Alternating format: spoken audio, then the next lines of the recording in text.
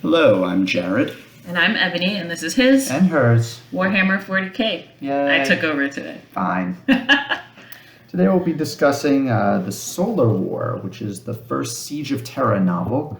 We've gone through a tremendous amount of the Horus Heresy. I've gone through almost everything. I think there's maybe 2 books I missed. And now we're at the best part.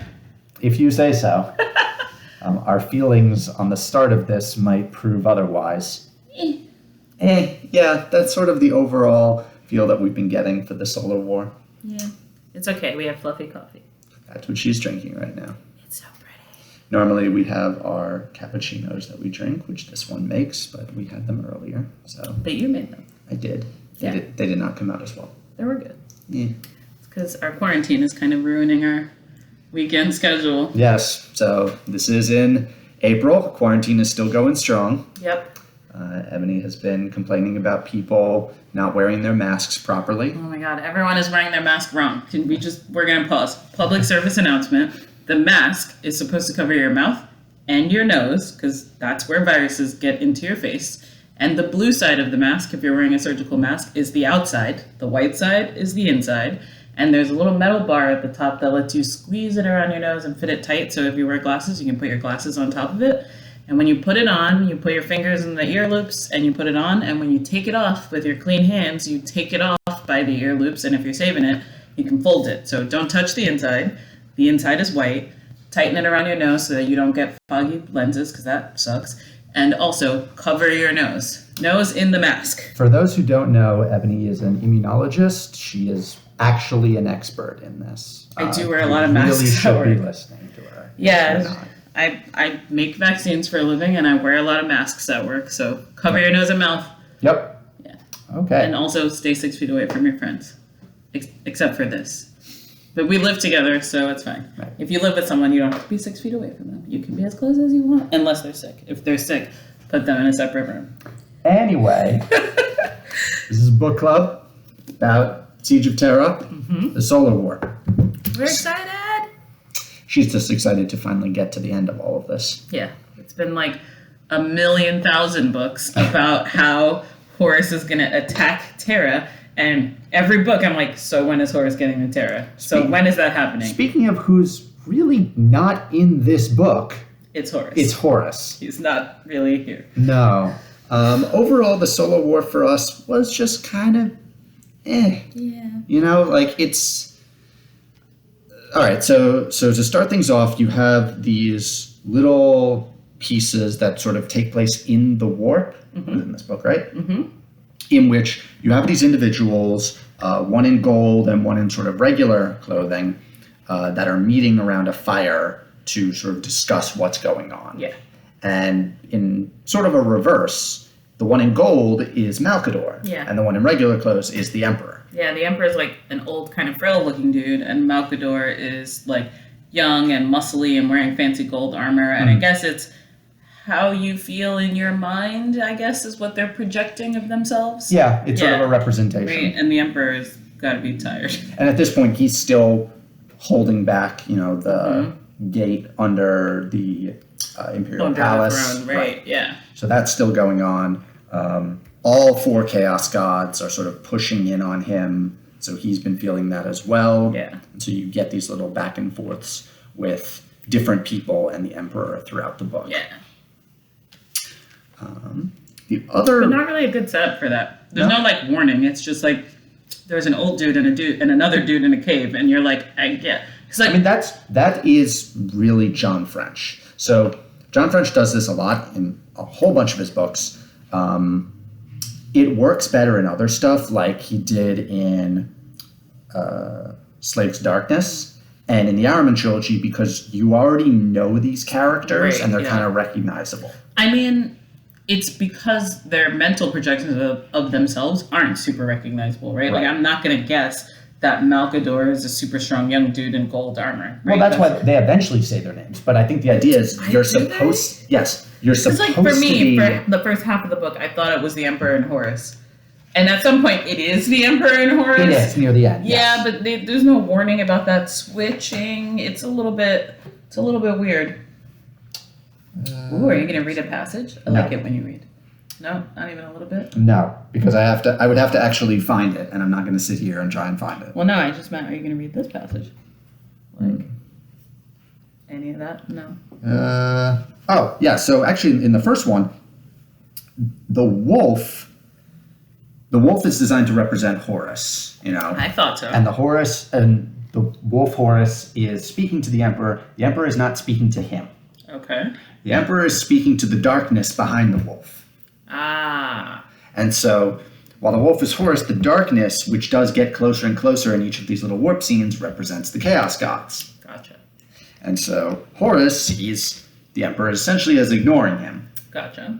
So, that's Okay. one element of it. Yeah, so like I was like, oh, it's Horus. Then it wasn't Horus. Then I was like, oh, I think it's Horus again. It's just like it isn't really clear when it's Malkador and when it's Horus. And also, it doesn't really matter, right? It doesn't actually matter to the happenings of the book, which I would say is my primary complaint about this book is that, and not really a complaint because I think it's written this way out of necessity, right? The Siege of Terra is this huge thing. So when you read about it in a book, it's kind of like you're reading the news, right? It's like what's going on in New York City right now more than an actual novel where I feel invested in individual characters. So I would say the only character you really...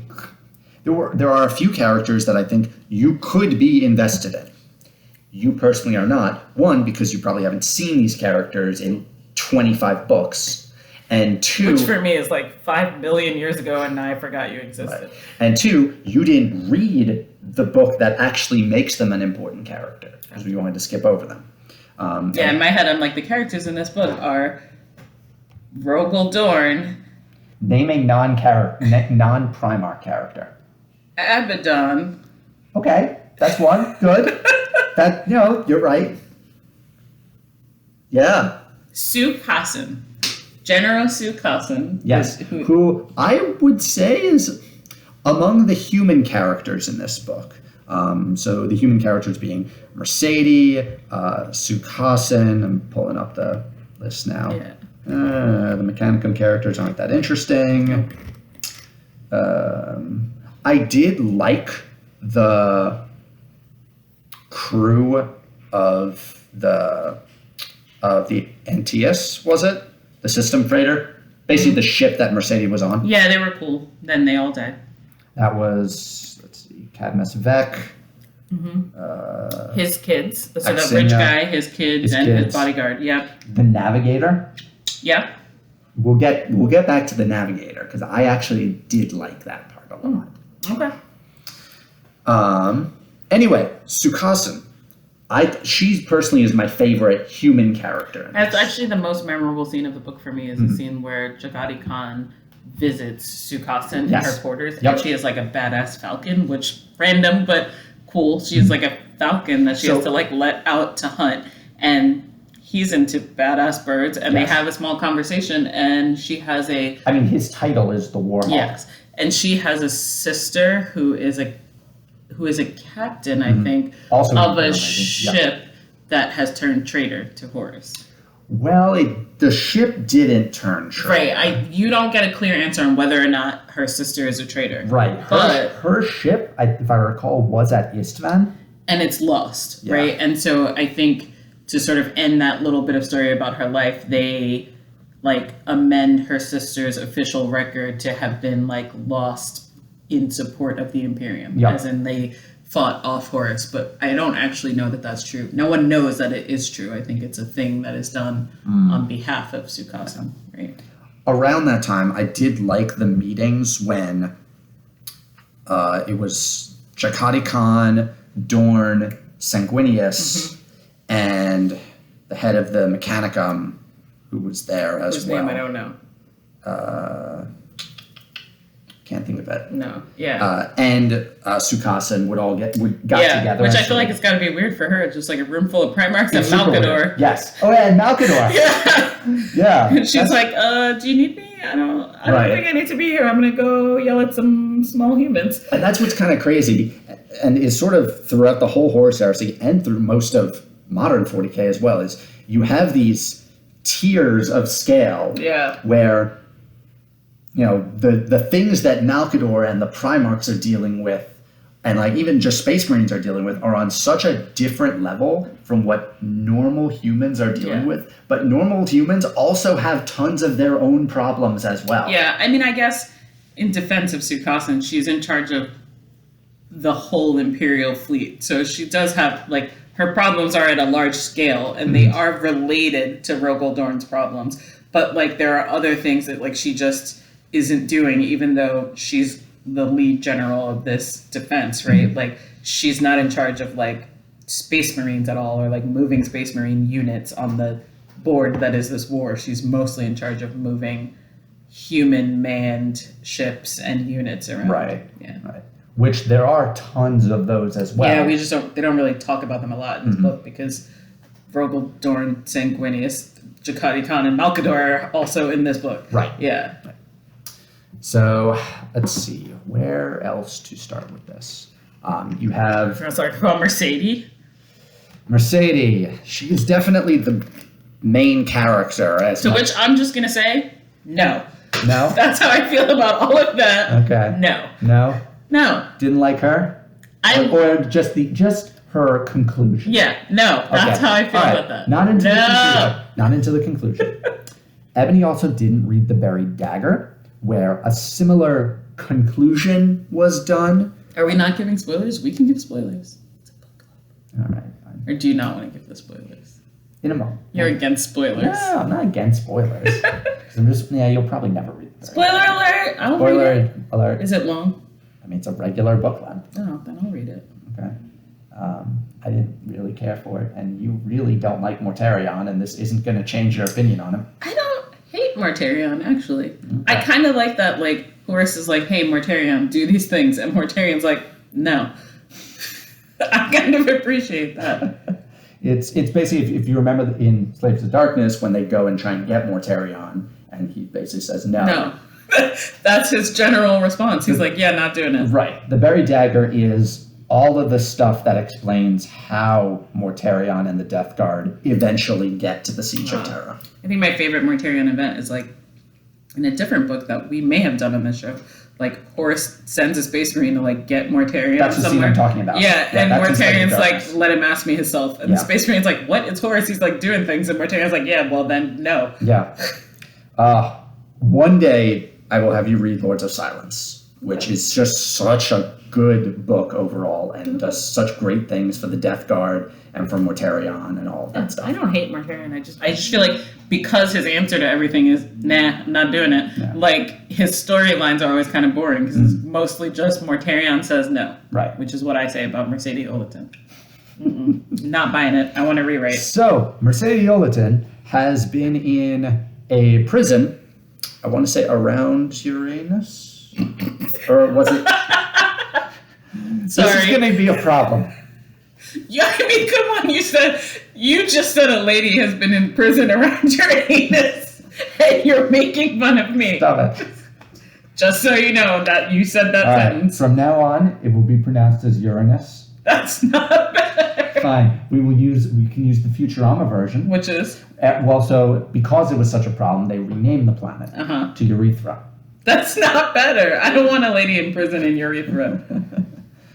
Anyway. Yeah, so she's been in prison, and I feel like that's like at least a storyline that I remember, right? I remember her getting out of Fulgrim's ship and Loken and they having a relationship and it being a thing, and then Malkador and the Grey Knights were like, no to all of these people who were around Fulgrim and around Chaos and potentially starting a cult about the Emperor. Like, Malkador says no to all of that and puts all these people in prison. And Loken's like, hey, that's my friend. She can't be in prison. And Malkador's like, hey, go do your job. Yep. And so she's in prison, and she's like, to be fair, she tells Loken, like, it's cool. This probably has to happen. Like, I understand, but prison sucks.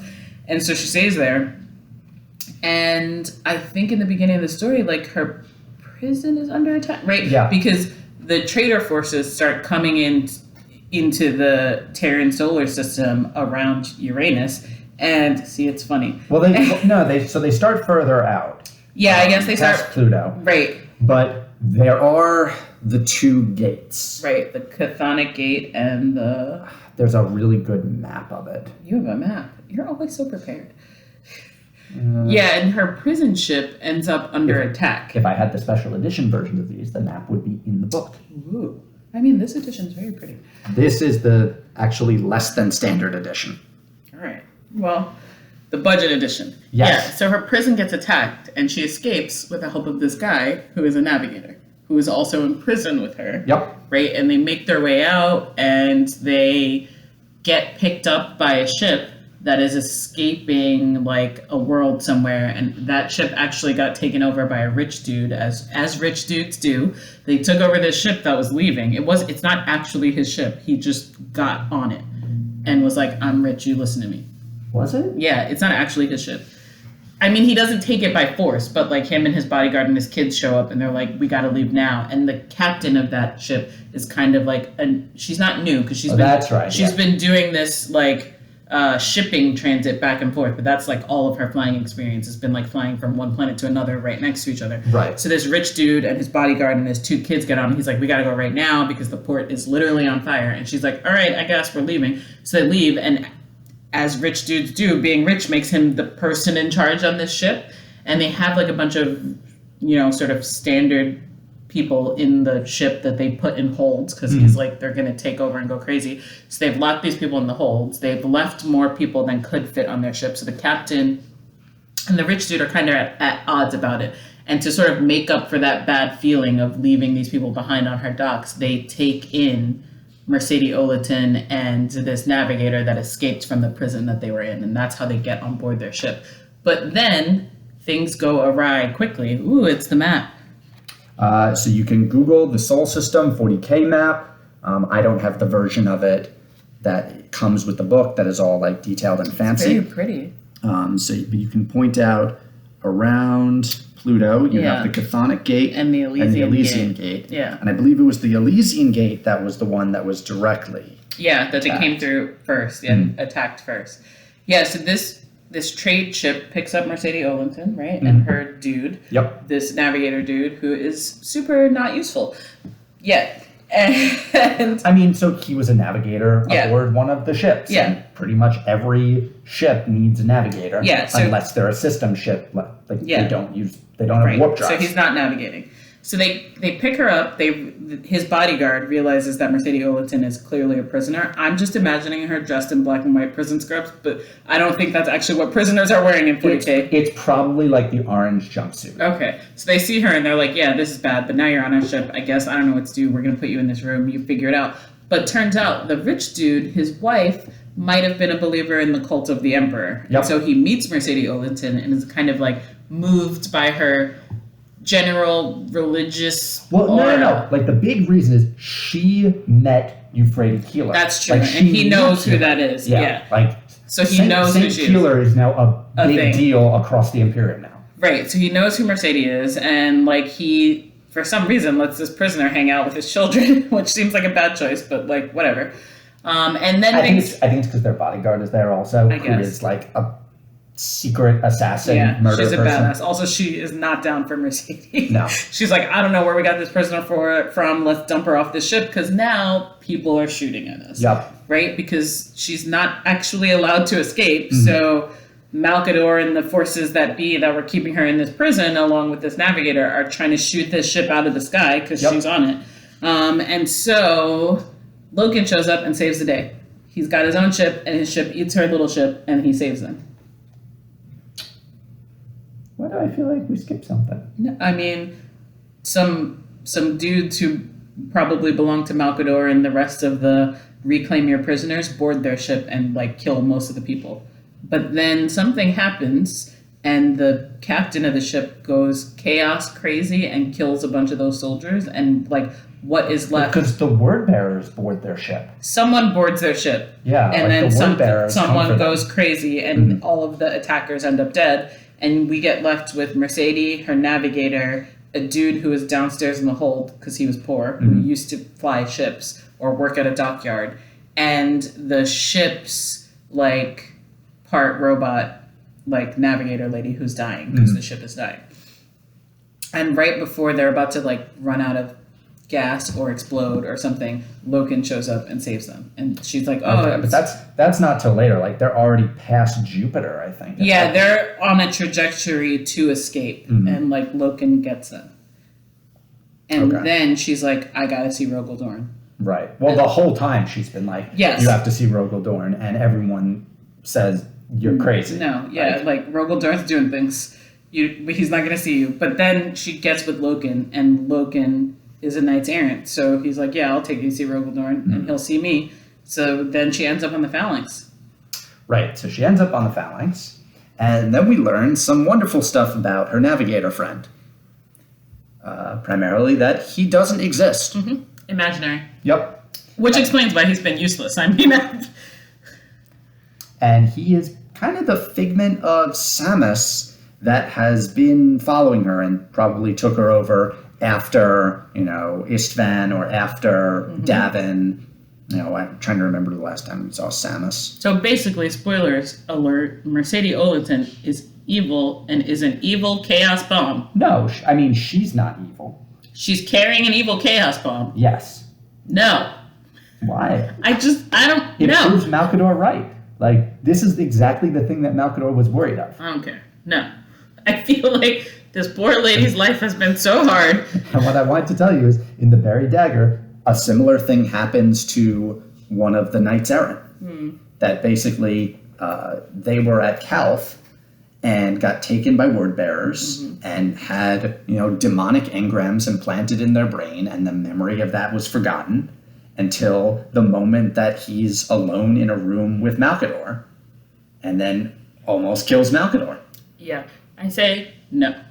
okay, That's like making Euphrates Keeler a secret chaos bomb. Like, no, this whole story exists to set up the future of the Imperium where the Emperor is treated like a god and there's a whole religion around the Emperor, and now you're making our saints chaos bombs. Like, no. I mean, Mercedes was never a saint. No, but she could have been. Yeah, no. No. No. I say no to her being a chaos bomb. And she loves Logan and they're friends. And no. Yeah. That's how I feel about it. Those are my feelings. No. The whole part of it is they needed a way to get The Phalanx out of the Siege of Terra.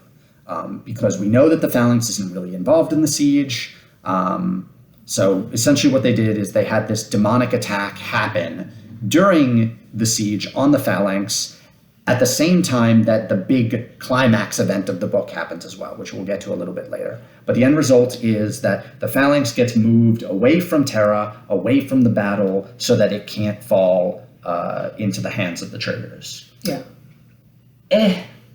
It's not a great approach. For me, the best part about it is some Imperial Fist librarians who had been kept locked up since Nicaea finally get to come out of their holds and operate, because each legion kind of enacted the Edict of Nicaea differently. Like some basically said, you can't use your powers, go back to being regular Space Marines. Others just ignored that. The Imperial Fist took all their librarians, locked them in a room, and said no. And like basically said, like, stay here until we decide. I'm assuming they fed them and stuff. maybe, Space Marines need food. eventually. Yeah, they've been in that room for a long time. Yeah. Yeah, so they've been locked in a room, and now they get to come out and be badasses, which is cool. Yeah, and that's pretty good. To be fair, the end result of Mercedes being a chaos bomb is like a baller fight scene with Rogel Dorn and a giant demon, and it is cool. Yep. But like, also this poor woman who has literally just been getting like shat on for the entirety of 40K is like, oh, I thought I finally was gonna do something important. Never mind, chaos bomb. Do you remember Samus, No. the demon? I feel like I remember that name, but I think that's because that is a common demon name. Not because it's a common 40K thing. So he was the first possessed that we see back in Horus Rising. Do you remember I am Samus? And it was repeated like over and over again. Like that goes way, way back. Okay. And he is a cornate greater demon, I believe. He was very large. Yes. Yeah. There's a model of him too. And Sue Cossum got to watch Rogel Dorn in the fight. And she was impressed. Yes, as most would be. During the times when she could actually see him with her human eyes, because he's very fast.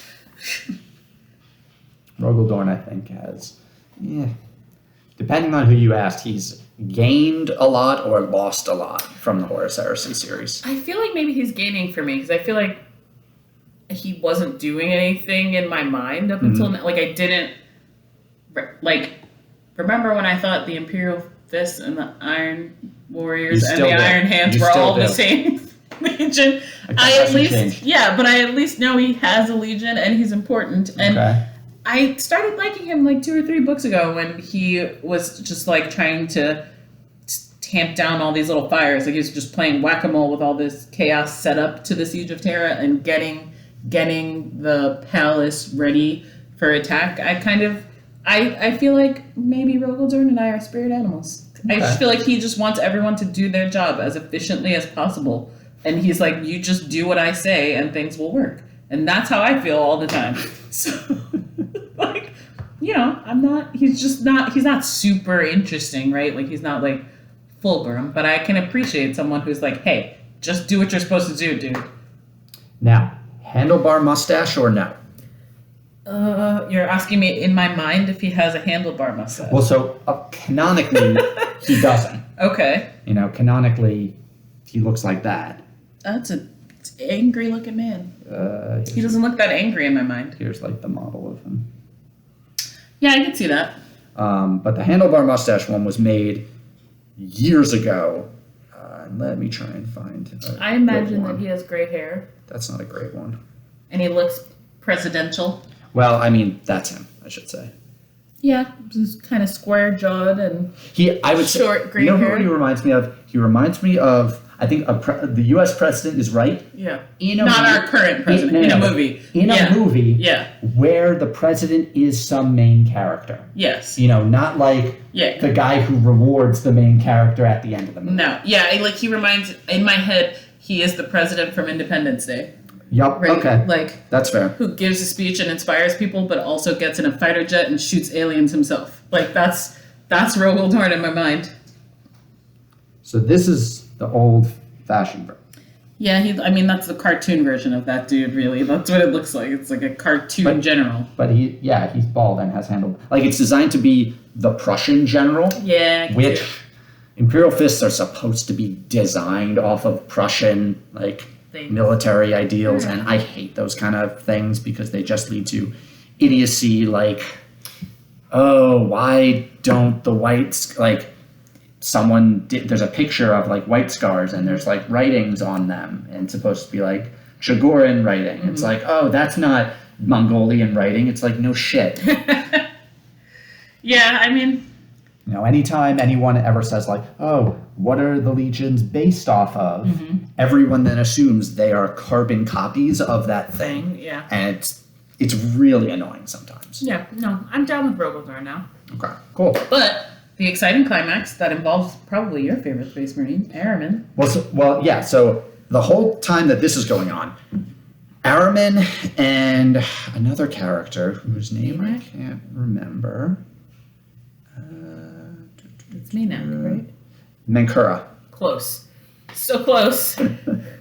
Are performing this ritual to open up a huge tear in the inner soul system. So and it's cool. It involves being in glass orbs and floating upside down and also wasting away to death because this dude is not coming back from this ritual. No.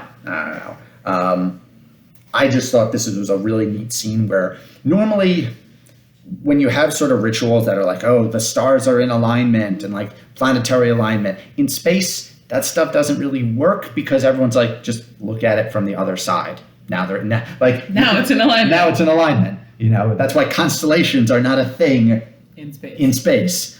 But they take into account these really cool, like, esoteric concepts of things that are like moving around Soul, and it's supposed to be this other battle that's going on within the warp that the Emperor is dealing with. Mm-hmm. Very, very cool. And I really appreciated that a lot. And the end result is they open up this huge tear, because at this point, the Imperial, the Iron Warriors the Sons of Horus and the Word Bearers are really the only traitor forces, and there are a lot of them. Yeah. You know, all of them have started up a process of Space Marine production where you basically don't give a shit about quality. Yeah, you just need a quantity of Space Marines. Yeah, and they're literally culling whole like feral world populations and just sticking everything that comes out at the end into power armor and putting them on a ship and pushing them forward. They have a ton of Space Marines. They are sucky Space Marines, but the volume of them can sort of outweigh some good Space Marines. But there's a really cool scene with one of them who gets a name, but it's like a 45-second scene. It's basically that could have been a separate short story. Yeah, so this dude... I kind of wish it was. This dude who is like leader of a gang in a hive or whatever is like the leader of his unit of crap Space Marines, and they end up fighting a real Imperial fist, and he slaughters them. But then they get some backup and they start killing Imperial fist. But like it's such a huge dichotomy to see like a really well-trained Space Marine and these they're basically humans on steroids, really. And like this other Space Marine is like fighting thousands of them and just like obliterating them. But eventually they overwhelm this Space Marine with numbers and like kill him. But that dude dies at the end of that short section because like they finally put down this Space Marine, like thousands of these like crappy Space Marines, and then like an actual unit of real Space Marines shows up and they're like, oh crap, and everyone dies. And now I especially like this because that tactic was foreshadowed in one of the Horus Heresy Black books on a world called Bot, B-O-D-T. Okay. And Bot was a recruiting world for the World Eaters. The World Eaters were really the first ones.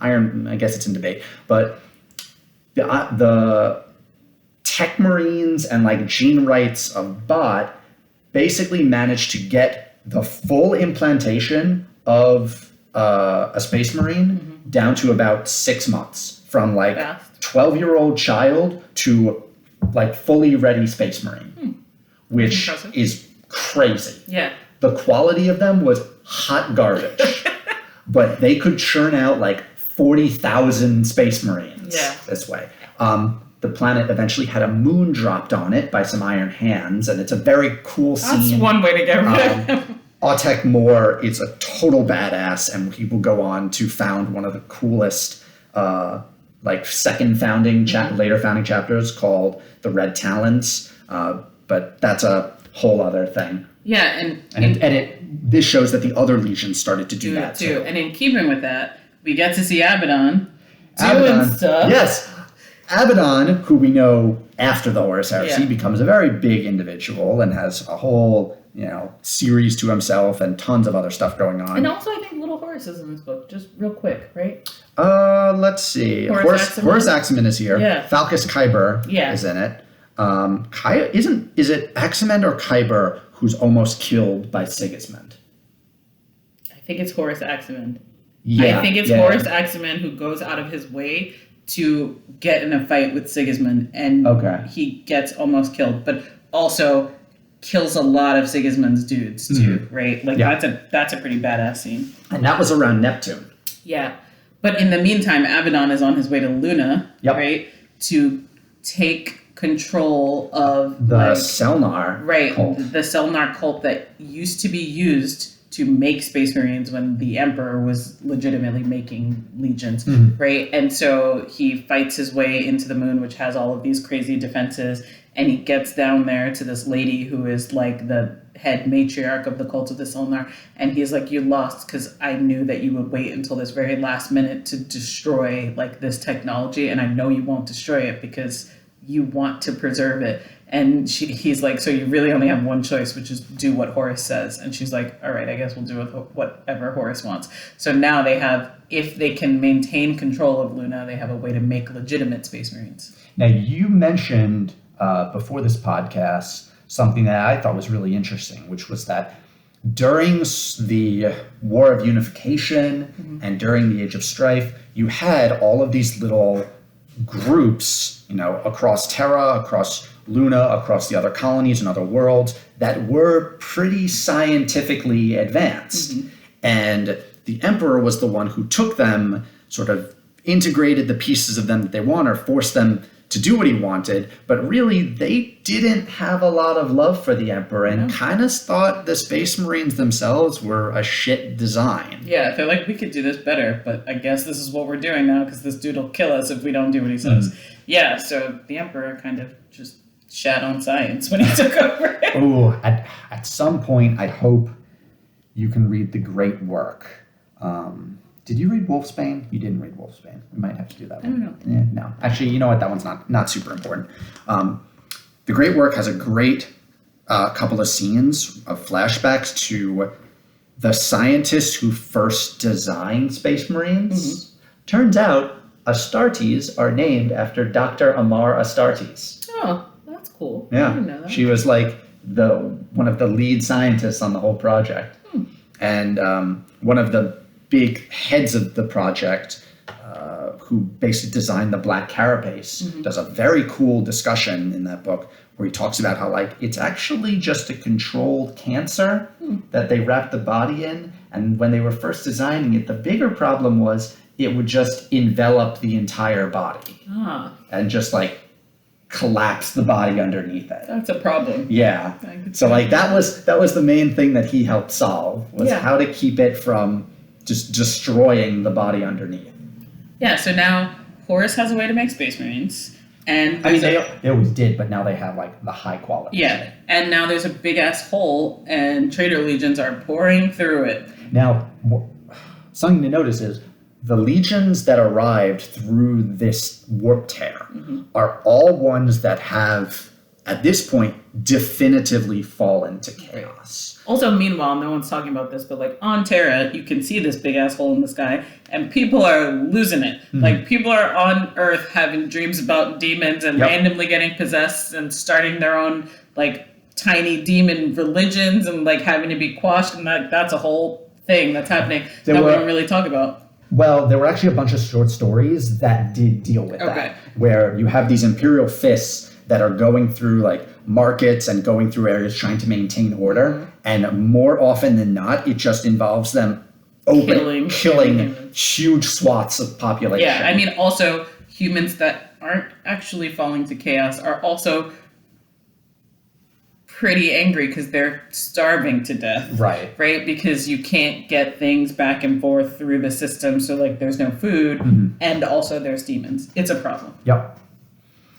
So who comes through the hole? So Mortarion and the Death Guard, Fulgrim and the Emperor's Children. The best. The best legion. The Angron and the World Eaters. Angron comes through standing at the prow of his ship. Yeah, he's riding on the outside of his ship. It's weird, but he's a giant demon, so... Right. At that point, it's okay. I feel like Fulgrim could probably ride on the outside of his ship. He won't, though, because he's cool. I don't think... Does Magnus and Thousand Suns cut through that way? No, I think they're small group of them are there already. Oh, we skipped over a very cool part, which is how this tear forms, which is through the Unity Comet. Let me pull up a picture. I feel like I missed this whole part about a comet. Oh, this is very neat. The Comet Shrine to Unity. So there was another short story called Templar that was focused on Sigismund and has some flashback scenes of how he became who he is, but it's primarily about him and a group of Imperial Fists taking back the Comet Shrine to Unity, which it's literally Halley's Comet. Oh, okay. That when the initial War of Unification, well, actually the end of War of Unification, when the Sol system was fully taken, they established this shrine, like literally tunneled out the comet, built a shrine in it as a remembrance to the warriors who died in the War of Unification. That shrine was being watched over by the Legion of Rituals. That's a legion? Well, if you had to pick a legion to be focused on like shrines and rituals. The word bearer. Yes. So there, since the start of the Horus Heresy, there have just been word bearers circling Terra on this shrine. Like their job was to watch over it. And so in the short story, Sigismund takes these Templars to go and try and clean out the word bearers, and they succeed. Okay. In the Solar War, That gets taken back by the group of Thousand Sons, Okay. who basically slaughter everyone in there. And the idea is the trail of the comet is what forms the tear. Ah. If like for a visual of that. Gotcha. Okay. And that's why that is such an important piece. Okay. So now everyone's through, and Angron's outside his ship. Oh, also, the vengeful spirit comes through. Yep. So Horus is there as well. But we don't really get a lot of Horus action. No, We just, Horus is not in yes, this. like we know he's there because his ship is there, but do we know he's there because we don't actually get to talk to Horus? No, we know he's there because it shows him there on the ship Oh, all right. at the end. Hi. Hi. Yeah. Yeah, and then we get a weird scene. I guess you're right, because then we get that another weird scene with Horus and the Emperor in the cave. Weird. Those are weird. I don't love them. I mean, those are a John French staple. I see. Like, if we ever get to the Ironman omnibus, there's lots of that. I kind do of like stuff. his writing. Like the fight scenes are very pretty. Like the use of adjectives is very nice. The syntax is really pretty. I do like his writing. I don't know that I love that ambiguous I feel segue to italicized. I feel Warp like thoughts. it didn't work as well in here as it did in Slaves to Darkness. Okay. Like this felt a little too material, Yeah, you know? I can see what you're saying. What else? Are we missing anything? It's kind of like There's all sorts of like different tiny threads, things are happening. Different tiny things going on. And But like your overall feel is just like, Yeah. right? Because, and I mean, I guess that's to be expected in something that's it's gonna take 8 or so books to conclude it. So every now we know there's 8 and like a side novella and a short story, like all so of like these others. 70 other books, right? So like everything ends feeling kind of like the middle, and it just is disappointing as a reader to feel like you have not completed a story arc, right? I feel like even in novel series, right? Like, I don't know, like Harry Potter, like even in novel series where you know that's not the end of it, the individual books have a clean arc where like you feel like you have come to the end of a thing. And I just feel like we got to like, hey, there's Horus. So that works much better. Well, first of all, in series that are only written by one author. Fair. Number one, that's going to work out much better. Yeah. Number two, in settings, like in modern 40K, that's not a problem. Because there's whole individual like series and standalone books. No problem. Even within the the main Horus Heresy, most of them are written more so as standalone. Right. That's kind of why people jump around so much. Yeah, I can see that. The Siege of Terra series was written as a group of 6 from the start, going through 1, 2, 3, 4, 5, 6, 7, 8 Okay. in order. Okay. So that was kind of why it just sort of ends. It's really not supposed to be a standalone book. I know, but like I don't know, I guess maybe I would like it better if for at least one character, I guess you could say for Mercedes Oleton, there's a clean arc and it's like now a demon. Right? Like I want someone where I feel like I just want to feel like I'm tied to a character from the start of a story to the end of the story. And it doesn't have to be the end of their whole story, but like, and I just I don't feel like there's a climax in this book. And I guess you could say the climax is there's a hole in space. Well, there's 2 climaxes. There's the hole in space, and then there's the assault on the phalanx. Yeah, I can't. It's either too much or it's too little, and I can't really describe my feeling about it. I don't hate it, but I don't love it. I would say through the whole Siege of Terra, if that is what you're looking for like a single character to follow through, you're going to be incredibly disappointed.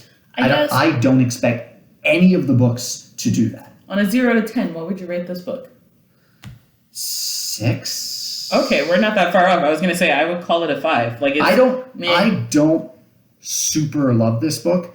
I like the things that are going on in it, but I wouldn't really hold it up as some of John French's best work. Yeah, as a literary unit, it's not bad, but I feel like I would say, you ever read a book where in the middle of the book you're like, if I stopped reading now, I wouldn't care? Yeah. And I felt like that at a lot of points. Like, I never felt like oh, I read to the end of this chapter and I went to bed and I never woke up the next day like, man, I really want to know what happens. Like, that never happened. Yeah. Yeah. Not in this one. Yeah. What other storylines are there that we missed over? There is the White Scars. They're there. Yes. That's all I got. Well, you also never cared about the White Scars in the first place. Like, you didn't remember any of their characters. You didn't read Path of Heaven. Okay, I read a book about them. You read the Scars. And some orcs. They were on a world. She's remembering the first chapter from Scars and cannot remember anything else that happened in the book. So no, she doesn't know anything. There about were Scars. orcs, correct? Name one other thing that happened there. It was underground. No, it wasn't. No, there was an underground part. Like, they were in a cave. Who'd they meet there? Orcs. No. What planet was it on? It's one you know. Chagoris? No. It's not funny when you make fun of me. There were It's orcs. okay to say that you don't like the White Scars. That's fine. It's not that I don't like them. It's that I don't think about them. They just may not exist in my mind. Well, they don't exist in the minds of most people in this time period too. That is literally their shtick. People forget they exist. Okay. And they like it that way. See that I'm doing it right. Great. I mean, that's not the point, but... so the White Scars took the orbits both above and below. That's right. They have the fasty ships Yeah. and they're speeding. Also, jet bikes. That's a White Scars thing. I mean, all legions have jet bikes. They just use them a lot. Ha! Got a thing. Great. Thank you. The White Scars assault... whose ship did they assault? See? Was it Kyber's ship? I don't know who that is. Focus Kyber. Oh. He's a Horus dude. Now I'm forgetting. Who killed Jubal Khan? Is he dead? Yes. Okay. So Jubal Khan was... It doesn't help that all of them are something Khan, right? Like, in my head, that's all the same person now. Well, I realize that Khan is a title. Yes. Like, don't read that. Jubal Khan, I believe, was killed by Falcus Kyber. And he was another White Scars, like, junior dude, and he was, like, mentoring him. And that other... Chang-Chi. Yeah. Yeah. And that other dude was mad about it. That he got killed. Right? Did they kill Chang-Chi or did they kill Jubal Khan? They killed Jubal Khan. But, like, someone killed someone's mentee, and that other person... Oh, no, that was Sigismund and... What was Sigismund's, like... It would probably help if I read the list of people in the book. I never read that list. That's too many people. It's by Legion. Oh. Yeah, alright. I never heard of that dude. Or that dude. Oh, so this is under Sons of Horus? Yeah. All of these, like the Justarians, are from that little mini short story from the point of view of the ship Sons of Horus. Gotcha. You know, that's like, this is my squad. We all kind of suck. Yeah. But yeah, the White Scars were doing the orbits above and below the solar plane, whereas the Imperial Fists and the Blood Angels were more on the direct assault. Yeah. There was the giant Iron Warriors train of ships that I thought was pretty cool. No. Like, there were just hundreds and hundreds of Iron Warrior ships, like in a line almost, that were constantly being fired on.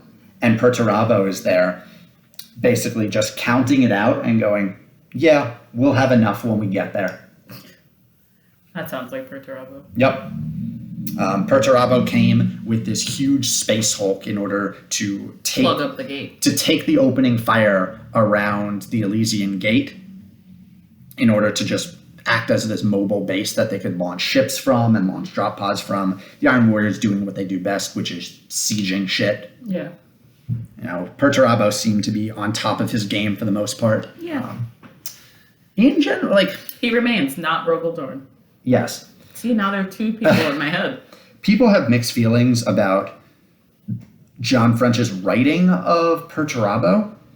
And it's usually contrasted with Graham McNeil, who you don't even remember that he wrote Perturabo because it's an Angel Exterminatus and it's half the book. but it's not the half of the book that you remember. That's okay. Would you like my synopsis of Angel Exterminatus? We've got it a couple of times in these videos. And then Guy Haley's. But really, Perturabo is there? He is the focus character. Isn't someone trying to kill Horus in Angel Exterminatus? And Fulgrim is there. What? Yes, Fulgrim is there. You're talking about the crew of the Sisyphean? The Shattered Legion guys with Nikona Sharakin and the Iron Hands. I feel like at one point they were creeping around like a warehousey thing somewhere, and Fulgrim was being amazing and gorgeous in a tent, as he does. And that's pretty much all I got. Really? You don't remember Sharakin like putting a sniper round into Fulgrim's head? Right, he tried to kill him. I mean, it wasn't a warehouse. Like Perturabo built he built the Colosseum. That's right. Yeah. I just remember Fulgrim being awesome. Okay. I'm gonna have to read that book. Yeah, that's my favorite. Okay, book. you can read it, Ben. God, all right. Anyway, Perturabo has had some very different writing for him. You just love Perturabo. There's a weird feeling online because a lot of the people in the 40K fandom, well, a subset of them, are generally described as autistic man children. It's a subset? Yes. Okay. It's a large subset. Okay. And Perturabo is basically the autistic man-child. He does do a lot of complaining. He seems like the kind of dude who would be like, this bowl is slightly ridged on the edge and I don't like it. I need a new bowl. And you know what? You made this slightly ridged bowl. I'm just going to kill you. What? Like, he just seems very sensitive. You're not wrong. Okay. Like, all of that is a very good description. Yes. It's actually, I would say, even more than that, which is he would see that slightly ridged edge. It would make him furious, and then he would hold it in until the next time he was alone with you, and then he would kill you. And then also maybe the whole planet that you came from. Yeah. Yeah, like he just seems wildly sensitive. Yeah. His Primarch book, I love. Really? I thought it was so good. And because it really shows that there was equal measure of internal and external shit that was going on that caused him to turn traitor. Like, as much as Horus was messing with him and basically constantly giving him all of these really shit jobs to make him like furious and angry and splitting up the Iron Warriors and being like, you have to garrison this world and this world and this world and this world and this world until like the fleet that he was traveling with was a tenth of the size because they were the legion that had to leave forces behind on all the other worlds. And at the same time, Perturabo doesn't complain, like he doesn't say anything about this. He just gets mad about it and then holds it in. Yeah. Until autistic man-child. Yeah. Until two major events happen that are really, really cool. He has to deal with the Hrud, which are a Xenos race that everyone is like, yeah, you could try and exterminate them, or you can just get the fuck out of their way because no one wants to touch them. Like, they're everything about them, like just being close to them, they produce an entropy aura that causes things to age at the rate of several thousand years per minute. Okay. Yeah, and all of their weapons are entropy based. That just causes things to age like tremendously. You know, do you remember Warsmith Dantioch? I remember that name. And you remember like he had his mask on and he was like, like real heavy breathing. Yeah. He was on the front lines of this Hrud invasion that Perturabo and the Iron Warriors had to deal with. He, I would say, was a lucky one in that he was close but then escaped like just out of range, and he was only aged 3,000 years. I see. All right. And then while this is going on, you know, shit is not going great, Perturabo gets some news, which is his homeworld has rebelled. Great. And he's like, what? And he basically blue screens internally at that point. Yeah, he seems touchy. Yes. And the book does a great job of showing that. So one of the best Primarch books, in my opinion. Okay. Anyway, he's pretty on top of his game here. Yeah. You know, he's blocking the gate. He's got things under control. Mhm. Yeah. And I think one of the things that does bother me is he's kind of like going through it exactly as calculated. He goes, no, Rogel Dorn would have like, there's something we wouldn't account for that Rogel Dorn would have. And then there's like that explosion around Neptune or like the other planets. And that was it. And like, was that supposed to be the thing that Rogel Dorn had? Because otherwise, he had nothing.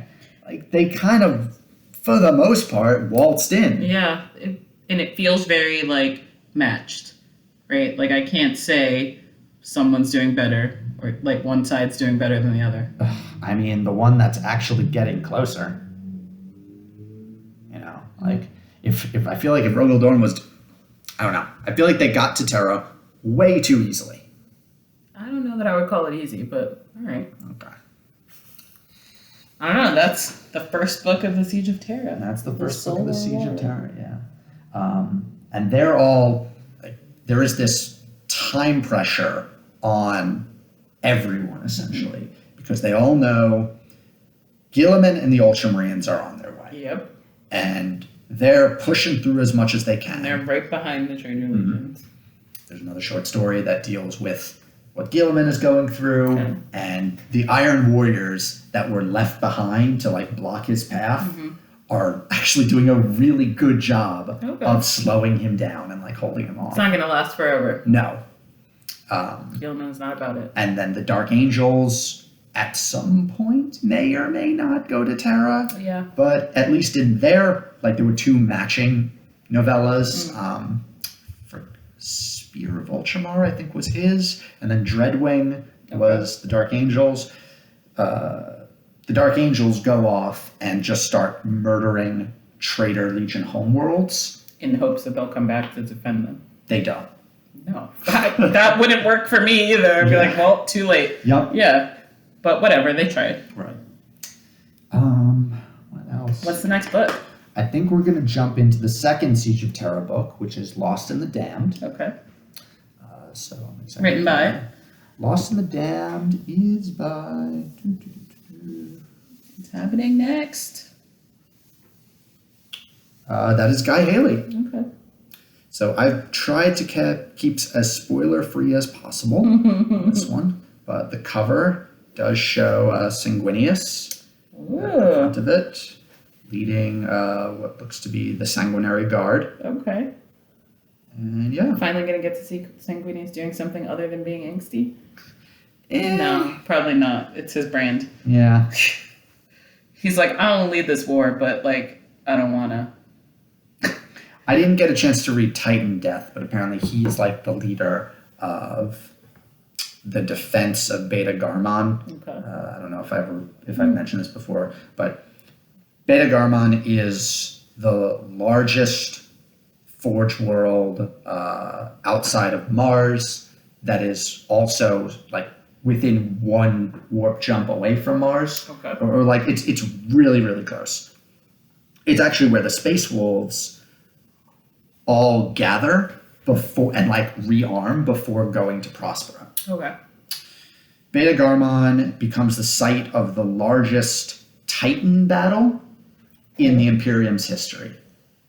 Like a good Titan battle. Well over 1,000 Titans are destroyed there. Like the Beta Garmon becomes just this meat grinder of more and more forces going there. And Rogel Dorn wanted it that way with the idea that if there's going to be all this destruction, let's make it not on Terra. Fair. And that's why there aren't a huge number of Titans actually involved in the Siege of Terra. Because they're over there. They're over there, yeah. Cool. So we're excited for book number 2. I'm excited, yep. What else are we doing? Are we generally updating? What else is going on? I mean, I've been reading a bunch of other stuff in the background. I've been reading Not 40K in the background. Read some Necron stuff and Severed. Read, what else have I read? A few short stories, Soul Fuel, Journey of the Magi, Runner.